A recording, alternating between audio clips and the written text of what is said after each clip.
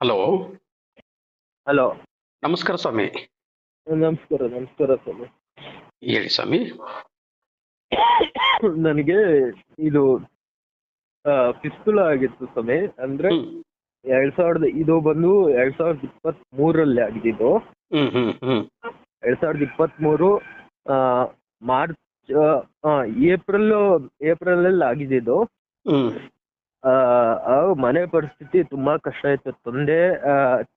ತಂದೆ ಬಂದ್ಬಿಟ್ಟು ಸೆಕ್ಯೂರಿಟಿ ಕೆಲಸ ಮಾಡೋದು, ತಾಯಿ ಹೌಸ್ ಕೀಪಿಂಗ್ ಕೆಲಸ ಮಾಡೋದು. ನನಗೆ ಹ್ಮ್ ಕೆಲಸ ಇಲ್ಲ. ಹ್ಮ್ ಹಾಸ್ಪಿಟ್ಲಿಗೆ ಇಲ್ಲಿ ಎಲ್ಲಾ ಕಡೆ ತೋರಿಸಿ ಇಲ್ಲ ಅವರು ಚಿಕ್ಕ ಚಿಕ್ಕ ಟ್ಯಾಬ್ಲೆಟ್ ಕೊಟ್ಟು ಫಸ್ಟ್ ಏನೋ ಅಡ್ಜಸ್ಟ್ ಮಾಡಿಸ್ತಾ ಇದ್ರು.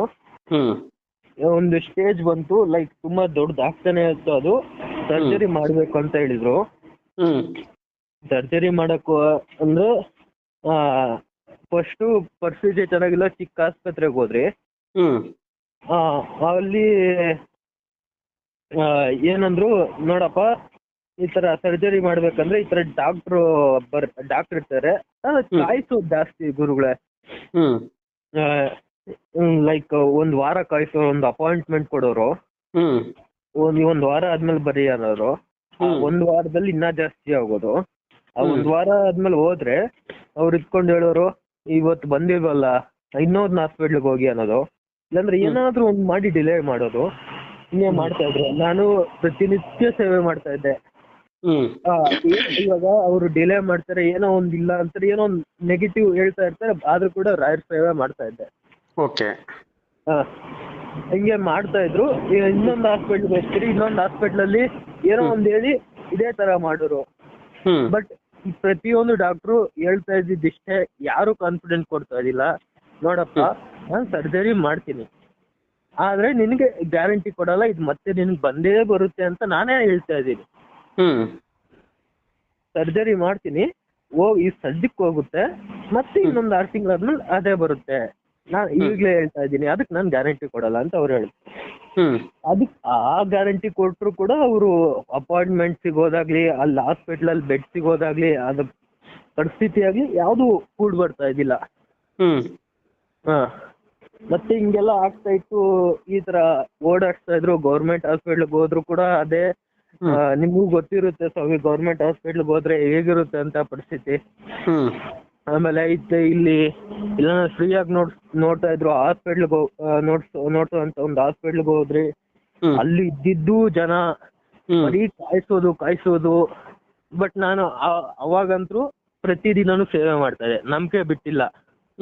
ಅಂದ್ರೆ ಒಟ್ಟಿನಲ್ಲಿ ರಾಯರಿದ್ದಾರೆ, ರಾಯರನ್ನ ನನ್ನ ಕಾಪಾಡುತ್ತಾರೆ ಅನ್ನೋ ಒಂದು ಭರವಸೆಯಿಂದ. ಇನ್ನೂ ಒಂದ್ ಕಡೆ ತಾಳ್ಮೆ. ಅದು ಯಾವ ಶಕ್ತಿ ನನ್ಗೆ ಆ ತಾಳ್ಮೆ ಕೊಡ್ತು ನನ್ಗಂತೂ ಗೊತ್ತಿಲ್ಲ. ಯಾಕಂದ್ರೆ ನನ್ಗೆ ಚೆನ್ನಾಗ್ ಗೊತ್ತು, ಆ ನೋವು ಹಿಂದೆ ನೋವು ಆಗ್ತಾ ಇರುತ್ತೆ, ಲೀಕ್ ಆಗ್ತಾ ಇರುತ್ತೆ ಹಿಂದೆ. ಬಟ್ ಆದ್ರೂ ಕೂಡ ನಾನು ಒಬ್ನೇ ಲೈನ್ ತುಂಬಾ ದೊಡ್ಡ ಕ್ಯೂ ಅಲ್ಲಿ ನಿಂತ್ಕೊಂತ ಇದ್ದೆ, ಕಾಯ್ತಾ ಇದ್ದೆ, ತಾಳ್ಮೆಯಿಂದ ಇದ್ದೆ. ರಾಯರ್ನ ನೆನ್ಸ್ಕೊಂತ ಇದ್ದೆ. ಈಗ ನಮ್ ತಾಯಿಗೆ ಯಾರೋ ಹಿಂಗೆ ಹೇಳಿದ್ರು, ಇಲ್ಲೊಂದು ತುಂಬಾ ಒಳ್ಳೆ ಹಾಸ್ಪಿಟ್ಲ್ ಇದೆ, ಅಲ್ಲಿ ಹೋಗಿ ಅಂತ ಹೇಳಿದ್ರು. ಬಟ್ ಅಲ್ಲಿ ಎಲ್ಲಾರ್ಗು ಗೊತ್ತಿದ್ದು ಅದು ಒಂಥರ ಹೇಗೆ ಅಂದ್ರೆ ಸ್ವಾಮಿ, ಇಡೀ ಇಂಡಿಯಾ ಅಲ್ಲ, ವರ್ಲ್ಡ್ ಇಂದ ಕೂಡ ಅದಕ್ಕಂತಾನೆ ಬರ್ತಾರೆ, ಆ ವಿಷಯಕ್ಕಂತಾನೆ ಸರ್ಜರಿಗಂತ ಬರೋ ಅಂತ ಹಾಸ್ಪಿಟ್ಲು. ತುಂಬಾ high class hospital, top hospital ಅಂದ್ರೂ ತಪ್ಪಾಗಲ್ಲ. ಟಾಪ್ ಹಾಸ್ಪಿಟ್ಲೇ ಅದು ಇಂಡಿಯಾದಲ್ಲಿ. ಈ ತರ ಹಿಂಗೋಗಿ ನಾವ್ ಅಮ್ಮ ಇಟ್ಕೊಂಡು ಹೇಳಿದ್ರು, ಅಷ್ಟು ದುಡ್ಡಿಲ್ಲ, ಅಲ್ಲಿ ಹೋಗ್ಬೇಕಾಗುತ್ತೆ. ನಾನು ಇಟ್ಕೊಂಡೆ ಹೆಂಗೋ ಅಮ್ಮಗೆ ನಾನು ಕನ್ವೆ ಮಾಡಿದೆ, ನಾನು ಒಬ್ನೇ ಮಗ ಅಲ್ಲಮ್ಮ, ಒಂದ್ಸರಿ ಹೋಗೋಣ, ಪರವಾಗಿಲ್ಲ ಹೋಗಿ ನೋಡ್ಕೊ ಬರೋಣ, ಅಲ್ಲಿ ನಾವು ಮಾಡಕ್ಕಾಗಲ್ಲ, ಒಂದ್ಸರಿ ನೋಡ್ಕೊ ಬರೋಣ ಅಂತ ಹೇಳ್ದೆ. ಸರಿ ನಡಿಯಪ್ಪ, ಅದ್ರಾಗ ಏನೈತೆ ಅಂತ ಹೋದ್ರಿ. ಅಲ್ಲಿ ಅವರು ಡಾಕ್ಟ್ರು ತುಂಬಾ ಚೆನ್ನಾಗಿ ಮಾತಾಡ್ರು, ಕನ್ನಡದವ್ರೆ. ಬಟ್ ತುಂಬಾ ಎಕ್ಸ್ಪರ್ಟ್, ದೊಡ್ಡ ಡಾಕ್ಟ್ರು, ಚೆನ್ನಾಗಿ ಮಾತಾಡ್ಸಿ ಹಿಂಗೆಲ್ಲ ಚೆಕಪ್ ಮಾಡಿ, ಏನಮ್ಮ ನಿನ್ ಮಗನ್ಗೆ ಆಗಿದೆ ಅಲ್ಲಮ್ಮ, ಸರ್ಜರಿ ಮಾಡ್ಬೇಕಲ್ಲಮ್ಮ ಅಂತ ಹೇಳಿದ್ರು. ಸರ್ ಹೌದು ಅಂತ ಹೇಳಿದ್ರು. 1.5 ಲಕ್ಷ ಆಗುತ್ತಮ್ಮ, ಮಾಡೋಣ ನಮ್ಮಮ್ಮ ಆ ತರ ಹಿಂಗ್ ಹೇಳಿದ್ರು, ಎಲ್ಲ ಚೆಕಪ್ ಮಾಡಿ ಎಲ್ಲ ಪರಿಸ್ಥಿತಿನೆಲ್ಲ ನೋಡಿ ಈ ತರ ಹಿಂಗಾಗುತ್ತಲ್ಲಮ್ಮ ಹಿಂಗ್ ಹೇಳಿದ್ರು. ಹ್ಮ್ ನಮ್ ತಾಯಿ ಇತ್ಕೊಂಡು ಒಂದೇ ಸರಿ ಕಣ್ಣೀರ್ ಹಾಕ್ಬಿಟ್ರು. ಹ್ಮ್ ಯಾಕೆ ಯಾಕಮ್ಮ ಯಾಕೆ? ಯಾಕಂದ್ರೆ ಅಷ್ಟು 1.5 ಲಕ್ಷ ತುಂಬಾ ದೊಡ್ಡ ಅಮೌಂಟ್. ಹಾ ಹಾ ಹಾ ಹಾ ಹ್ಮ್ ಯಾಕಂದ್ರೆ ಆವಾಗಿನ ಪರಿಸ್ಥಿತಿ ಇನ್ನ ತುಂಬಾ ಕೆಟ್ಟದಾಗಿತ್ತು. ನಮ್ ತಂದೆಗ್ ಬೇರೆ ಕೆಲಸ ಇದ್ದಿಲ್ಲ, ಸೆಕ್ಯೂರಿಟಿ ಕೆಲಸ. ಹ್ಮ್ ಆದ್ರೆ ನಮ್ ತಂದೆಗೂ ಕೆಲಸ ಇದ್ದಿಲ್ಲ, ನಮ್ ತಾಯಿ ಒಬ್ರೇ ಕೆಲ್ಸಕ್ಕೆ ಹೋಗ್ತಾ ಇರೋದು. ಅದು 12,000 ಸಂಬಳ, ಅದು 1.5 ಲಕ್ಷ ಕಟ್ಬೇಕು ಹ್ಮ್ ಇದಕ್ಕೆ. ಹ್ಮ್ ಮನೆಯಲ್ಲಿ ತುಂಬಾ ಕಷ್ಟ, ತುಂಬಾ ಅಂದ್ರೆ ತುಂಬಾ ಕಷ್ಟ. ಹ್ಮ್ ನಮ್ ತಾಯಿ ಹಿಂಗ್ ಕಣ್ಣು ಹತ್ಕೋಬಿಟ್ಲು. ನಾನ್ ಎದ್ಕೊಂಡು ನನ್ಗೆ ಗೊತ್ತಿರೋದೇ ಹೇಳ್ದಲ್ಲಮ್ಮ ಬಾ ಹೋಗೋಣ ಅಂತ ಹೇಳ್ದೆ. ಹಿಂಗೆ ಎದ್ದು ಏ ಇರಪ್ಪ, ಇವ್ರಿಗೆ 0 ಬಿಲ್ ಹಾಕ್ರಿ, ನೀನ್ ದುಡ್ಡೇ ಕೊಡ್ಬೇಡ ಹೋಗಮ್ಮ, ಹಿಂಗೆ ಹೇಳಿದ್ರು ಡಾಕ್ಟ್ರು. ಅಲ್ಲ, ಇವಾಗ 1.5 ಲಕ್ಷ ದುಡ್ಡು ಖರ್ಚಾಗುತ್ತಂತ ಹೇಳಿದ್ದು ಡಾಕ್ಟರು. ನಿಮ್ಮ ತಾಯಿಯವರು ಕಣ್ಣೀರ್ ಹಾಕ್ತಾ ಇದ್ರು. ಯಾವ್ದಕ್ಕೋಸ್ಕರ ಕಣ್ಣೀರ್ ಹಾಕ್ತಾ ಇದ್ರು ಅಂದ್ರೆ, ನಮ್ಮ ಹತ್ರ ದುಡ್ಡಿಲ್ಲ, ನನ್ನ ಮಗನಿಗೂ ಉಳಿಸ್ಕೊಳೋದು ಕಷ್ಟ ಆಗ್ತಾ ಇದೆ ಅನ್ನೋ ಒಂದು ಆ ಭಾವನೆಯಿಂದ ಅವರು ಕಣ್ಣೀರ್ ಹಾಕ್ತಾ ಇದ್ರು. ಏನ್ ಮಾಡ್ಲಿ, ನನ್ನ ಮಗನ ಉಳಿಸ್ಕೋಬೇಕು ನಾನು, ಆದ್ರೆ ನನ್ನ ಹತ್ರ ದುಡ್ಡಿಲ್ಲ ಅನ್ನೋ ಒಂದು ಕೊರಗಲಿನಲ್ಲಿ ಇದ್ರು. ಆದ್ರೆ ನಿಮ್ಮ ನಂಬಿಕೆ, ನಿಮ್ಮ ತಾಳ್ಮೆ, ರಾಯರನ್ನ ನನ್ನ ಕಾಪಾಡುತ್ತಾರೆ, ಇವತ್ತಲ್ಲ ನಾಳೆ ನನ್ನ ಕಾಪಾಡ್ತಾರೆ ಅನ್ನೋ ಒಂದು ನಂಬಿಕೆ ತಾಳ್ಮೆಯಿಂದ ನೀವು ಹಾಸ್ಪಿಟ್ಲಿಗೆ ಹೋಗಿದ್ದೀರಾ. ಅವಾಗ ಡಾಕ್ಟರ್ ಏನ್ ಹೇಳಿದ್ರು, ₹1 ದುಡ್ಡು ಕಟ್ಟಕ್ ಹೋಗ್ಬೇಡಿ, 1.5 ಲಕ್ಷ ಆಗಿರೋ ಅಮೌಂಟ್ ಅನ್ನು ಕಟ್ಟಕ್ ಹೋಗ್ಬೇಡಿ, 0 ಬಿಲ್ ಹಾಕ್ತೀನಿ ಅಂತ ಕೊಡ್ಬೇಡಿ ಅಂತ ಹೇಳಿದ್ರು. ಆಗ್ಲೇ ಕಣ್ಣಲ್ಲಿ ನೀರ್ ಬಂದ್ಬಿಟ್ಟು ನನ್ಗೂ ಹಂಗೆ ರಾಯರ್ ನೆನ್ಸ್ಕೊಂಡು ನಾನು ಅಲ್ದೇ ಅಲ್ಸ್ಕೊಬಿಟ್ಟೆ. ಡಾಕ್ಟರ್ ಏನ್ ಅಂದ್ಕೊಂಡಿದ್ದಾರೆ, ಇವ್ರು ಫ್ರೀ ಬಿಲ್ ಹಾಕಿರೋದಕ್ಕೆ ಈ ಹುಡುಗ ಹತ್ಕೋಬಿಟ್ಟ, ಆ ಎಮೋಷನಲ್. ಬಟ್ ನಾನು ರಾಯರ್ನ ನೆನ್ಸ್ಕೊಂಡು, ರಾಯರು ಇವಾಗ ಇಲ್ಲಿ ತೋರ್ಸ್ಬಿಟ್ರು, ಯಾಕಂದ್ರೆ ಇಷ್ಟು ದಿನ ತಾಳ್ಮೆ ಪರೀಕ್ಷೆ ಮಾಡಿದ್ ಇದಕ್ಕೆ, ಇಲ್ಲಿ ತೋರ್ಸ್ಬಿಟ್ರು ಅಂತ ಕಣ್ಣೀರ್ ಹಾಕೋಬಿಟ್ಟೆ. ಅದಾದ್ಮೇಲೆ ಗುರುಗಳೇ, ನಾನು ಅಂದ್ಕೊಂಡೇ ಇದ್ದಿಲ್ಲ, ಸರ್ಜರಿ ಆಯ್ತು. ಅದು ಆಗಿ ಸ್ವಲ್ಪ ದಿನ ಇತ್ತು.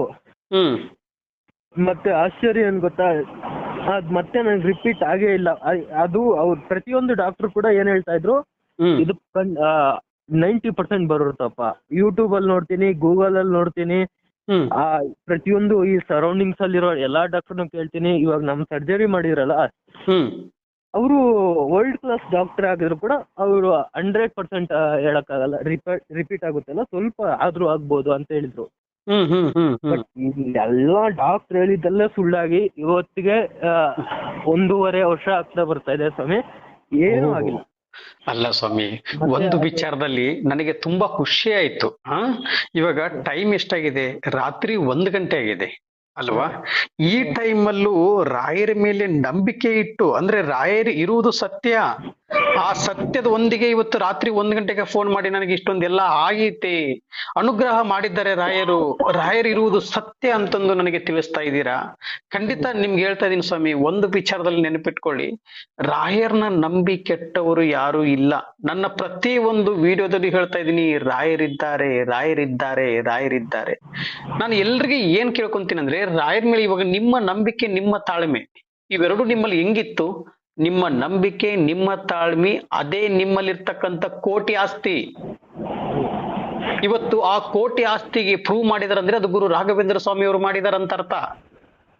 ಇವತ್ತು ₹1 ದುಡ್ಡಿಲ್ದ ನಿಮಗೆ ಹಾಸ್ಪಿಟಲ್ ಅಲ್ಲಿ ಆಪರೇಷನ್ ಮಾಡಿ ಕಳಿಸಿದ್ದಾರಂದ್ರೆ ರಾಯರು ಅಲ್ಲೇ. ಯಾಕೆ ಅಂದ್ರೆ, ನೀವು ರಾಯರಿಗೆ ಪ್ರತಿನಿತ್ಯನೂ ರಾಯರ್ನ ಪೂಜೆ ಮಾಡ್ತಾ ಇದ್ರಿ. ನೀವು ನಿಮ್ಮ ಪೂಜೆ ರಾಯರಿಗೆ ಸಲ್ಲಿದೆ ಅಲ್ಲಿ, ಆ ಸಲ್ಲಿದೆ. ಅದಕ್ಕೋಸ್ಕರನೇ ಗುರು ರಾಘವೇಂದ್ರ ಸ್ವಾಮಿಯವರು ನಿಮ್ಗೆ ಅನುಗ್ರಹ ಮಾಡೋದ್ರಿಂದ ₹1 ದುಡ್ಡು. ಯಾಕಂದ್ರೆ ತಾಯಿ ಅಂದ್ರೆ ಮಗನು ಉಳಿಸ್ಕೋಬೇಕು ಅಂತಂದು ಎಷ್ಟೊಂದು ಹಾಸ್ಪಿಟಲ್ ಎಲ್ಲ ಸುತ್ತಾಡಿದ್ದಾರೆ, ಆದ್ರೆ ₹1 ದುಡ್ಡಿಲ್ಲ ಅಂತ ಹೇಳ್ತಾ ಇದ್ದೀರಾ. ನಿಜವಾಗ್ಲು ಸ್ವಾಮಿ, ನಾನು ನಿಮ್ಮ ಬಗ್ಗೆ ಕೇಳಿದ್ರೆ ನನಗೆ ಒಂದು ತರ ಎಷ್ಟು ಮೈಯೆಲ್ಲ ರೋಮಾಂಚನ ಆಗ್ತಾ ಇದೆ. ಆದ್ರೆ ಇವತ್ತು ಆ ಎಲ್ಲಾ ಡಾಕ್ಟ್ರು ಏನ್ ಹೇಳಿದ್ರು, ಅದು ಮತ್ತೆ ಆಪರೇಷನ್ ಆದ್ಮೇಲೆ ಮತ್ತೆ ರಿಪೀಟ್ ನಿಮ್ಗೆ 6 ತಿಂಗಳಾದ್ಮೇಲೆ ಬಂದೇ ಬರುತ್ತೆ ಅಂತ ಗ್ಯಾರಂಟಿ ಕೂಡ ಕೊಟ್ಟಿದ್ರು. ಬೇರೆ ಗ್ಯಾರಂಟಿ ನಾವು ಕೊಡಕ್ಕಾಗಲ್ಲ ಇದು. ಹೌದು, ಅಂದ್ರೆ ಮತ್ತೆ ಗ್ಯಾರಂಟಿ ಕೊಡುವುದಕ್ಕಾಗುದಿಲ್ಲ, ಆದ್ರೆ ಮತ್ತೆ ಬಂದೇ ಬರುತ್ತೆ ಅಂತ ಗ್ಯಾರಂಟಿ ಆ ಮುಖಾಂತರದಲ್ಲಿ ನಿಮ್ಗೆ ಹೇಳಿದ್ರು ಅವರು. ಹೇಳಿದ್ರು ಸ್ವಾಮಿ. ಆದ್ರೆ ಇದು ಆಪರೇಷನ್ ಆಗಿ ಇದು ಕ್ಲಿಯರ್ ಆಗ್ಬಿಡುತ್ತೆ ಅಂತ ಒಂದೇ ಸಲ ಅಂತ ಯಾವ ಡಾಕ್ಟರ್ ಹೇಳಿಲ್ಲ, ಮತ್ತೆ ಇದು ಬರುತ್ತೆ ಅಂತಾನೆ ಹೇಳಿದ್ರು. ಆದ್ರೆ ಇವತ್ತಿಗೆ ನಿಮ್ಗೆ ಆಪರೇಷನ್ ಆಗಿ 1.5 ವರ್ಷ ಆಯ್ತು, ಆದ್ರೂ ಇವತ್ತಿಗೆ ರಿಪೀಟ್ ಆಗಿಲ್ಲ. ಅಂದ್ರೆ ಇನ್ನು ಮುಂದೆ ಬರುವುದೇ ಇಲ್ಲ ಸ್ವಾಮಿ ಅದು ನಿಮಗೆ. ಅದು ಯಾಕಂದ್ರೆ ನೀವು ಮನುಷ್ಯರ ಪಾದ ಹಿಡ್ದಿಲ್ಲ, ನೀವು ಗುರು ರಾಘವೇಂದ್ರ ಸ್ವಾಮಿಯವರ ಪಾದ ಹಿಡ್ದಿದ್ದೀರಾ. ಅದಕ್ಕೆ ರಾಯರ್ನ ನಂಬಿ ಕೆಟ್ಟವರು ಯಾರು ಇಲ್ಲ. ಖಂಡಿತ ಸ್ವಾಮಿ, ನಿಮ್ಮ ಧ್ವನಿ ಮುಖಾಂತರದಲ್ಲಿ ನನಗೆ ಕೇಳಿ ತುಂಬಾ ಖುಷಿ ಆಯ್ತು. ಇವಾಗ ನಾನು ನಿಮ್ಗೆ ಏನೋ ವ್ರತವನ್ನು ತಿಳಿಸ್ಕೊಟ್ಟಿದ್ದೀನಲ್ವಾ, ಆ ವ್ರತವನ್ನು ಕಂಪ್ಲೀಟ್ ಮಾಡಿ 9 ವಾರ ನಾನು ಹೇಳಿಕೊಟ್ಟಂತ ವ್ರತದಲ್ಲಿ ಪೂಜೆ ಮಾಡಿ, ಖಂಡಿತ ನೀವು ಜೀವನದಲ್ಲಿ ನೀವು ಅಂದುಕೊಂಡಿದ್ದೆಲ್ಲ ಯಶಸ್ವಿ ಆಗತ್ತೆ, ಮುಟ್ಟಿದ್ದೆಲ್ಲ ಚಿನ್ನ ಆಗತ್ತೆ. ಆದ್ರೆ ನಿಮ್ಮಲ್ಲಿ ಆ ಶಕ್ತಿ ಇದೆ, ತಾಳ್ಮೆ, ನಂಬಿಕೆ, ಇದೇ ದೊಡ್ಡ ಶಕ್ತಿ ನಿಮ್ಮಲ್ಲಿ ಇರ್ತಕ್ಕಂಥದ್ದು. ತಾಳ್ಮೆಯಿಂದ ಇರಿ, ನಂಬಿಕೆಯಿಂದ ಇರಿ. ಖಂಡಿತ ನಿಮ್ಗೆ ಇವಾಗ ಹೆಂಗೆ 1.5 ಲಕ್ಷ ದುಡ್ಡು ಕಟ್ಟುವ ಜಾಗದಲ್ಲಿ 1 ರೂಪಾಯಿ ದುಡ್ಡು ಇಸ್ಕೊಲಿಲ್ಲ, ಹಾಸ್ಪಿಟಲ್ ಅಲ್ಲಿ ನಿಮ್ಗೆ ಆಪರೇಷನ್ ಮಾಡಿ ಇವತ್ತು ಡಿಸ್ಚಾರ್ಜ್ ಆಗಿ ಬಂದಿದ್ದೀರಾ ಅಂದ್ರೆ ಇದೆಲ್ಲ ರಾಯರ್ ಕೃಪೆಯಿಂದ ಆಗಿರೋದು. ಖಂಡಿತ. ಇದು ನಿಮ್ದು ಯಾವ ಊರು ಅಂತ ಹೇಳಿದ್ರು ಸ್ವಾಮಿ? ಇಲ್ಲಿ ಇರೋದು ಬೆಂಗಳೂರು ವೈಟ್ಫೀಲ್ಡ್, ಸ್ವಂತ ತುಮಕೂರು ಜಿಲ್ಲೆ ಪಾವಗಡ ತಾಲೂಕು. ತುಮಕೂರು ಜಿಲ್ಲಾ ಪಾವಗಡ ತಾಲೂಕು. ಓಕೆ, ಇವಾಗ ನೀವು ಇರೋದು ಬ್ಯಾಂಗ್ಳೂರಲ್ಲ? ಬ್ಯಾಂಗ್ಳೂರಲ್ಲಿ ಸ್ವಾಮಿ. ಖಂಡಿತ ಸ್ವಾಮಿ. ಮಂತ್ರಾಲಯಕ್ಕೆ ಹೋಗ್ತಾ ಇರ್ತೀರಲ್ವಾ ನೀವು? ನಾನು ಸಿಕ್ಕಿದೆ, ನನ್ನ ನೋಡಿದಿರಲ್ವಾ ಮಂತ್ರಾಲಯದಲ್ಲಿ ನೀವು?